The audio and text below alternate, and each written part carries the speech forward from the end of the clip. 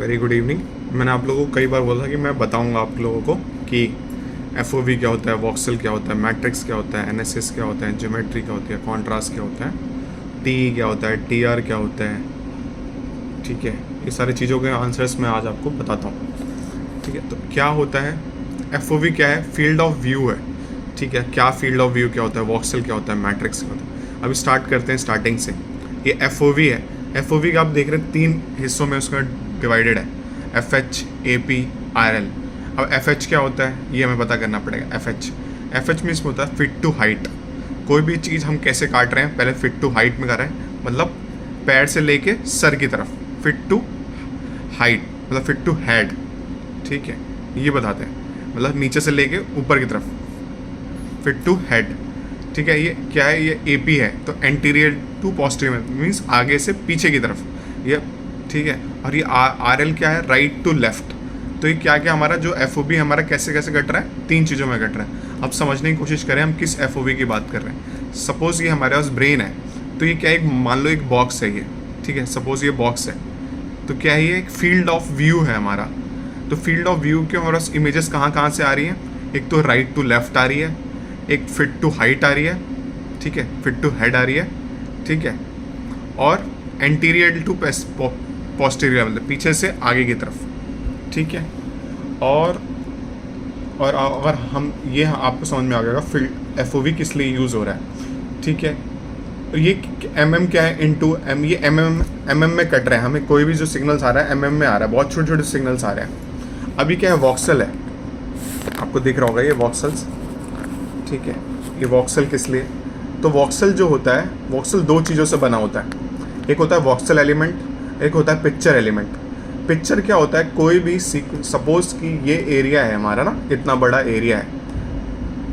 ठीक है, ये इतना बड़ा एरिया है ना ब्रेन का, तो ये हर छोटे छोटे जगह से, मतलब बहुत छोटी छोटी जगहों से हमें ना फाइंडिंग्स मिल रही हैं। फाइंडिंग्स कहने का मतलब एक एक पिक्चर आके हमें, एक एक पिक्चर आके वॉक्सल्स में क्रिएट हो रहे हैं। ठीक है, एक एक वॉक्सल जो आ रहा है, एक वॉक्सल में कई पिक्चर्स आगे रह रही हैं, तो फिर वो एक वॉक्सल का फॉर्मेशन कर रहा है। अभी मैं आपको इसमें एक पेपर में समझाऊंगा। ठीक है, तो अभी मैं इसमें दिखाया था, तो ये वॉक्सल है, मतलब हर एक सिग्नल क्या हो रहा है, एक पिक्चर को, मतलब पिक्चर का मतलब एक एक जो सिग्नल ले रहा है, एक एक सिग्नल, हर एक एटम जो है वो एक एक सिग्नल लेके आ रहा है, एक एक पिक्चर लेके आ रहा है। वो किस में क्रिएट होता है, वॉक्सल में क्रिएट हो रहा है। ठीक है, वॉक्सल के अंदर आके क्रिएट हो जा रहा है। ठीक है, इसलिए इसको वॉक्सल बोल रहे हैं। वॉक्सल भी कहाँ से हमारे पास, कहाँ से इमेज फिट टू हाइट लेके आ रहा है, कोई एंटीरियर टू पोस्टीरियर लेके आ रहा है, राइट टू लेफ्ट लेके आ रहा है। ये क्या है, सिग्नल्स हैं। पिक्चर क्या है, एक पिक्चर की फॉर्मेशन में हमें कोई चीज़ हम अपने सिस्टम पे देख पा रहे हैं, किसकी, वो पिक्चर में देख पा रहे हैं कोई चीज़, वो क्या है हमारे सिस्टम, पिक्चर है, मतलब कोई वीडियोस हैं, कुछ भी आ रहा है हमारे पास, इमेजेस आ रही हैं, वो क्या है, वो पिक्चर की फॉर्मेशन में आगे क्रिएट हो रही हैं। वो वॉक्सल, एक वॉक्सल्स में आगे क्रिएट हो रही है, और वो क्या है, वो पिक्चर है। अब उन सबको ही मिला के एक मैट्रिक्स बनता है। ठीक है, मैट्रिक्स का फॉर्मेशन होता है। ठीक है, मैट्रिक्स का फॉर्मेशन होता है। अभी मैं आपको थोड़ा सा पेपर पे एक चीज़ें समझाता हूँ। सपोज कि अब मैंने बात किया क्या होता है, ये एक मैट्रिक्स है। ठीक है, ऐसे खाने में काट दिया हमने। ठीक है, ये एक खाना हो गया, ये एक आप मतलब बॉक्स होंगे, खाने का मतलब बॉक्स हो गया। ये बॉक्स है, मल्टीपल बॉक्स बना लिया आपने। ठीक है, ये फॉर्मेशन हो गया। आप मतलब मान लो इसके 308 आपने डिब्बे दे दिए इसके। ठीक है, अब हर एक बॉक्स में क्या है, एक पिक्चर है, मतलब जो सिग्नल आ रहा है। ठीक है, सिग्नल्स आ रहे हैं, तो वो पिक्चर की फॉर्मेशन में इसमें क्रिएट हो रहे हैं। ठीक है, तो जैसे ही पिक्चर आ रहा है, एक एक पिक्चर इसके अंदर एक वॉक्सल में आके भर जा रहा है, तो इसीलिए कहते हैं इसको वॉक्सल। वॉक्सल के अंदर क्या है, पिक्चर एलिमेंट है। पिक्चर एलिमेंट का मतलब जो हम पिक्चर ले रहे हैं, वो पिक्चर इसके अंदर आके सेव हो जा रही है, तो इसमें क्या है, पिक्चर है। ठीक है, पिक्चर एलिमेंट है। ठीक है, और वो किसके अंदर है, वॉक्सल में आके भर रहा है।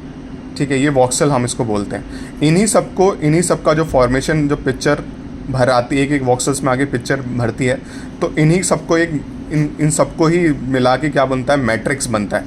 ठीक है, मैट्रिक्स जो बनेगा, अब वो मैट्रिक्स अब हमारे ऊपर है वो कैसे फिट टू हाइट, कितना हमने फिट टू हाइट हमारा 308 आ रहा है जैसे। ठीक है, कुछ भी आप रेंडमली ले सकते हो, कुछ ऐसा नहीं कि 308 है, 2 कुछ भी 220 30। अब जैसे फिट टू हाइट से हमारे पास सिग्नल्स आए 308, एंटीरियर टू पोस्टीरियर से हमारे पास सिग्नल्स आए 128, सपोज के लिए बता रहा हूँ। राइट टू लेफ्ट से हमारे पास सिग्नल्स आए 3। ठीक है, तो ये कहाँ से कितने कितने सिग्नल्स आ रहे हैं वो ही इस तरह क्रिएट होता है।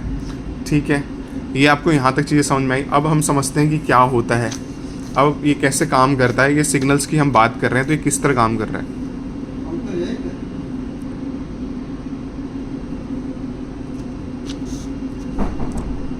ठीक है,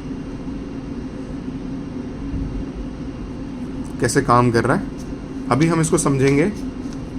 एमआरआई समझते हैं थोड़ा, क्या होता है एमआरआई की थोड़ी फिजिक्स समझते हैं, बेसिक्स, ज़्यादा डीप में नहीं जाएंगे, थोड़ी बेसिक्स पता करेंगे, अब हम एमआरआई को जस्टिफाई करते हैं। एमआरआई को फिर मैग्नेटिक रेजोनेंस इमेजिंग, ये इसकी फुल फॉर्म मान लेते हैं। इसको थोड़ा सा और जस्टिफाई करते हैं। ठीक है, एक हो गया मैग्नेटिक रेजोनेंस, ऊपर था ही नहीं हमारे पास। अब एक और हम इसको जोड़ते हैं, रिलैक्सेशन,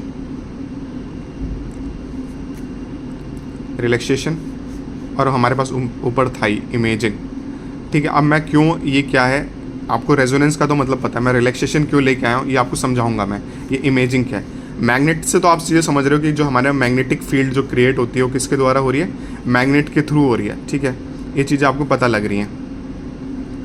ठीक है, मैग्नेट क्या है, मैग्नेटिक फील्ड में काम कर रहे हैं, आपको चीज़ें पता लग रही हैं किस। अब रेजोनेंस क्या है, रिलैक्सेशन क्या है, इमेजिंग क्या है। इमेजिंग का तो आपको समझ में आ रहा है, जो भी हम इमेज ले रहे हैं। ठीक है, अब ये रेजोनेंस और रिलैक्सेशन हमें समझना पड़ेगा क्या है। ठीक है, तो अब हम इसको थोड़ा और डीप में समझने की कोशिश करेंगे, तो इसको और डीप में, तो अब सपोज क्या होता है, हमारी बॉडी में सबसे ज़्यादा क्या है, H2O है।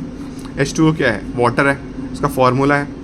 ठीक है, तो H क्या है, मतलब दो हाइड्रोजन एटम और एक ऑक्सीजन एटम क्या बनाता है, वाटर का फॉर्मेशन कर रहा है। ठीक है, तो हाइड्रोजन क्या है, हाइड्रोजन प्रोटॉन है, तो हाइड्रोजन प्रोटॉन होगा, तो प्रोटॉन है तो पॉजिटिवली चार्ज, एक उसके पास एटम क्या कहते हैं, उसके पास एक चार्ज होगा। तो ये बॉडी में कोई भी टिश्यू है सपोज, कोई भी एक टिश्यू है हमारे पास, तो उसके पास रेंडमली क्या पड़े हुए हैं,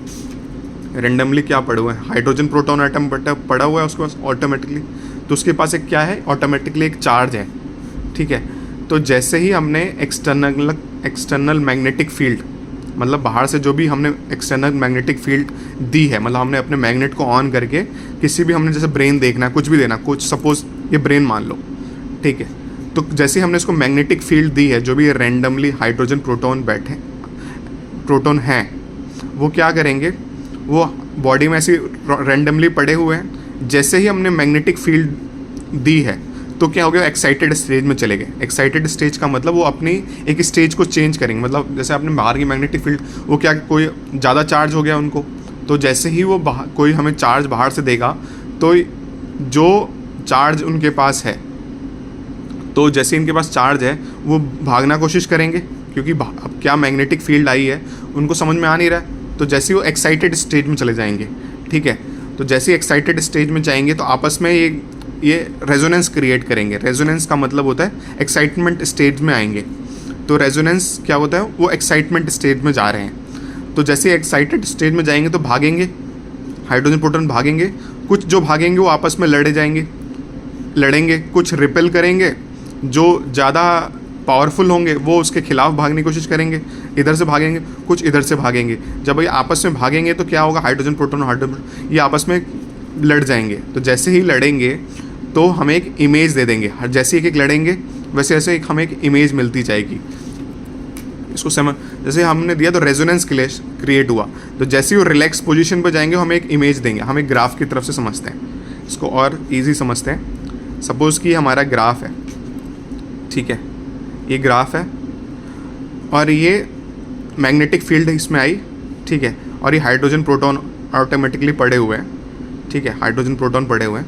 तो जैसे ही मैग्नेटिक फील्ड हमने ऑन करके जैसे ही बॉडी में दी है, तो जो भी एक्साइटेंट रेजोनेंस हो रहा है, मतलब उनका चार्ज आ गया तो मूव करना शुरू हो गया, मतलब हाइड्रोजन प्रोटॉन मूव करना शुरू हुए हैं। तो जैसे जैसे मूव करेंगे वो इधर इधर धीरे धीरे नीचे की तरफ आएंगे, मतलब तो जैसे ही नीचे आएंगे यहाँ पे आएंगे तो एक फ्लिप एंगल होगा, इसको बोलते हैं फ्लिप एंगल, वो 90 डिग्री का होता है, ठीक है। जैसे फ्लिप एंगल हुआ तो जैसे ही इधर आए तो उन्होंने एक चार्ज क्रिएट करेंगे, जैसे यहाँ पे आए मतलब रिलैक्स। अब कोई भी चीज़ें जो एक्साइटेड स्टेट है वो अपनी पोजीशन में आने की कोशिश करेगी, कोई भी अपनी जगह जाने की कोशिश करेगा।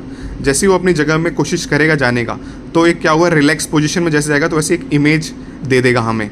वही इमेज हमारे कहा क्या कहते हैं वॉक्सल्स में आके क्रिएट हो जाएगी। हर एक इमेज एक एक वॉक्सल्स में आके क्रिएट होंगी। जैसे नंबर ऑफ वॉक्सल्स क्या करेंगे, मैट्रिक्स को फॉर्मेशन करेंगे, जो मैट्रिक्स हम बना रहे हैं, ठीक है। तो क्या है, कुछ नहीं, सिंपल वे में समझना है। अब मैं इसको और आपको डिफाइन करूँगा तो बहुत बड़ा हो जाएगा चीज़ें आपके लिए। तो रेजोनेंस आपको समझना पड़ेगा कि कुछ नहीं, जैसे हाइड्रोजन प्रोटॉन है वो क्या हुआ, वो रेजोनेंस मतलब उनको एक चार्ज मिल गया और उन्होंने मूव करना शुरू किया।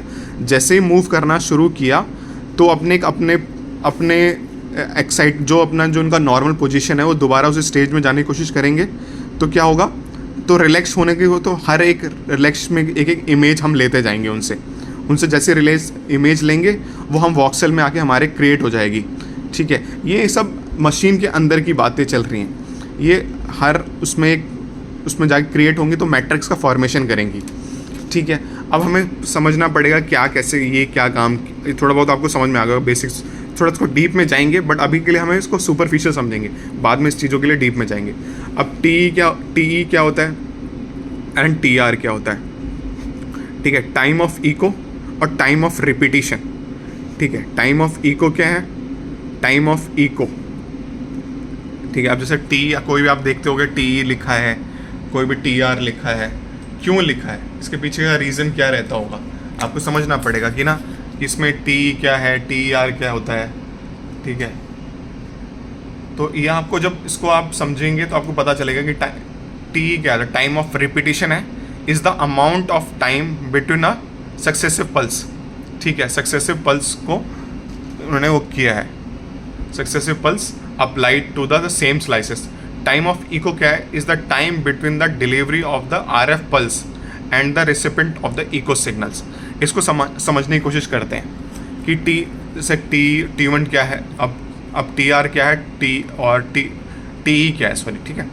क्या क्या समझना है हमने, TE समझना है और TR समझना है। तो टाइम ऑफ इको क्या है, इको का मतलब हमारा सिग्नल है, जो भी हम बाहर से इको आ रही है ना, सिग्नल आ रही है, और वही चीज़ दोबारा से अकरेंस होने में, दोबारा से वही चीज़ होने में, दोबारा से वही रिपीटिशन, एक चीज़ को रिपीट कर करके हम जो एक इमेजेस ले रहे हैं, ठीक है, बार बार इको दे रहे हैं। इको का मतलब सिग्नल, आसान भाषा में समझने की कोशिश करें तो टी क्या है, टाइम ऑफ इको है। तो बार बार जो टाइम हमारा लग रहा है किसी भी सिग्नल्स को आने में, सिग्नल जैसे हम बाहर मैग्नेटिक फील्ड जो आ रही है तो इको की फॉर्मेशन में आ रही है, वो सिग्नल आ रही है, तो वो क्या हो रहा है, टाइम ऑफ इको हो गया, सिग्नल आ गया। और टाइम ऑफ रिपीटिशन का मतलब जब ये ग्राफ हमारा दोबारा से बन रहा है 90, 180, 90, 180, 360, जैसे से ग्राफ जैसे रिपीटिशन हो रहा है, जैसे ये पूरा एक ग्राफ हुआ फिर दोबारा से एक साइकिल रिपीट होगी, तो टाइम ऑफ इको सिग्नल आने में और दोबारा से ये प्रक्रिया होने में जितना टाइम लग रहा है उसी को बोलते हैं TE और TR। TE अलग से टाइम ऑफ इको हमारा 4 बार आ गया टाइम हम, और रिपीटिशन और टाइम ऑफ रिलैक्सेशन जो हुआ, ठीक है, टाइम ऑफ रिपीटिशन हुआ TR और T टाइम ऑफ इको हुआ। तो टाइम ऑफ जो हमारा टाइम ऑफ रिपीटिशन रहा है वो कितना उसने लगाया है, कितनी बार उसका रिपीट हुई है, मतलब ये 11 बार हुआ है। और इको हमारे पास मतलब सपोज हमारे 4 बार इको आ गई है और रिपीटिशन हमने ये जो हमारे पास हुआ है ये 11 बार रिपीटिशन। तो हर बार उसने अलग अलग इमेजेस दी हैं जो हमने एक मैट्रिक उसके अंदर पिक्चर के फॉर्म में कन्वर्ट किया है, और वो पिक्चर किस में आके रह गई हैं, वो वॉक्सल्स में आके रह गई हैं, ठीक है। तो थोड़ा थोड़ा आपको चीज़ें समझ में आने लग रही होंगी ये क्या क्या है, ठीक है। अभी क्या है, थोड़ा सा और यहाँ पे जाएंगे, हमें समझना पड़ेगा कि क्या होता है, समरी क्या है। तो अभी आपको समझ में आ गया फिट टू हाइट क्या होता है, फिट टू हाइट बोले जा रहा हूँ, मतलब फिट टू हाइट का फिट टू हेड, कोई भी चीज़ नीचे से ऊपर क्या, ऊपर से नीचे कैसे सिग्नल दे रही है, एंटीरियर टू पोस्टीरियरली, ठीक है, आगे से पीछे की तरफ। मतलब आप कहते हैं ना कि एंटीरियर टू पोस्टीरियरली, तो आगे से पीछे की तरफ कैसे जा रही है, राइट टू लेफ्ट, ठीक है, कैसे कैसे जा रही हैं, ये सारी चीज़ें रहती हैं। और हर चीज़ों में अपना अलग अलग है। अब जैसे NSA क्या होता है, नॉइज़ टू साउंड रेशियो है, कि कैसे कि जितना हम साउंड रेशियो को बढ़ाएंगे, मतलब जितना हमारा साउंड बढ़ेगा, ठीक है, उतना ही हमें क्या कहते हैं, और हमें सिग्नल्स जो है ना, नॉइस हमारा बढ़ जाएगा। जैसे मतलब एयर का कांटेक्ट बढ़ेगा, जैसे एयर ज़्यादा होगा तो हम उसमें हमारे, अब समझना पड़ेगा कि क्या है ये एक तरह का आर्टिफैक्ट क्रिएट करता है। जितना हम NSA को ज़्यादा कम करेंगे उतना हमारा आर्टिफैक्ट बढ़ जाएगा। क्यों रीज़न वाई करता है, क्योंकि एयर का कांटेक्ट बढ़ जाएगा, एयर का कांटेक्ट बढ़ जाएगा ना चीज़ों में लेके, इसलिए। अब क्या है, अब ये समझना पड़ेगा आपको, जैसे कि NSA क्या है, ठीक है, फैट सेपरेशन है इस पर। अब ये क्या है, ये ये आपने समझ लिया, ये क्या स्लाइस, एक गैप है, कितनी स्लाइसेस रखना है, कितना आपको, कितनी स्लाइसेस का, मतलब कोई भी इमेज ले रहा है कितनी स्लाइसेस। अब मुझे 25 स्लाइस चाहिए, मैं 25 स्लाइस में अपनी इमेजेस ले लूँगा। मैं ये यहाँ पे मैं कितने रखना चाहता हूँ, मैं इसको चेंज कर सकता हूँ। मुझे 1 mm में कट चाहिए, 2 mm में कट चाहिए, 4 mm में कट चाहिए, 5 mm में कट चाहिए।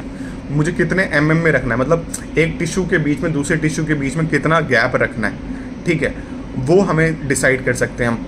राइट टू लेफ्ट हम डिसाइड कर सकते हैं सारी चीज़ें, ठीक है, कितना रखना है, ठीक है। स्लाइसेस का गैप, अब स्लाइसेस कितनी रखनी है, गैप कितना रखना है, वो हमारे पे डिसाइड कर सकते हैं। अब हम जितना हम गैप, सपोज हम जितना गैप mm को कम करेंगे उतना हमारा फाइंडिंग्स आएंगी, बहुत ज़्यादा फाइंडिंग्स आएंगी, बट टाइम हमारा इंक्रीज़ हो जाएगा। टाइम इंक्रीज़ होगा तो SNR बढ़ेगा, SED बढ़ेगा, ठीक है, मतलब टाइम बहुत ज़्यादा बढ़ेगा। और पेशेंट को क्या कॉज हो सकता है, हीटिंग कॉज हो सकती है। दूसरा, जब टाइम टेकिंग होगा बहुत ज़्यादा कोई भी चीज़, तो उसमें नॉइस भी बढ़ने के चांसेस रहेंगे, ठीक है, क्योंकि मैग्नेटिक क्या है, बहुत मैग्नेट क्या होगी, बहुत ज़्यादा गर्म होने की कोशिश, गर्म एक्साइटमेंट स्टेज में जाने की कोशिश करेगी, ठीक है।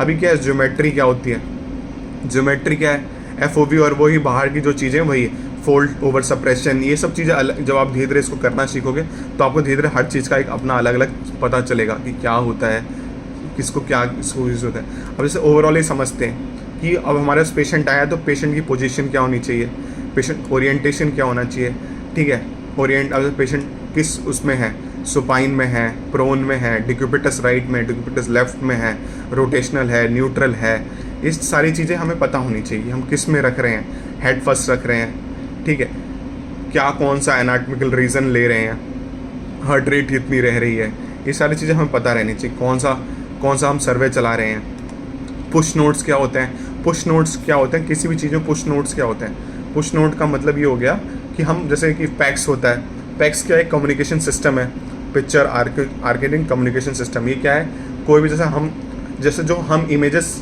फ़ोटो ले रहे हैं या जो भी हमारे पास इमेजेस आ रही हैं उसको कोई और भी एक्सेस कर पाए, ठीक है, और भी हम जहाँ हर जगह का अपना अपना सिस्टम होता है कि हर जगह लगाते हैं कि ये सिस्टम लगा दिया, जैसे हमने स्कैन किया और किसी को ऑटोमेटिक हमारा इमेजेस देखनी है, तो ये क्या है, कम्युनिकेशन सिस्टम का एक पार्ट है।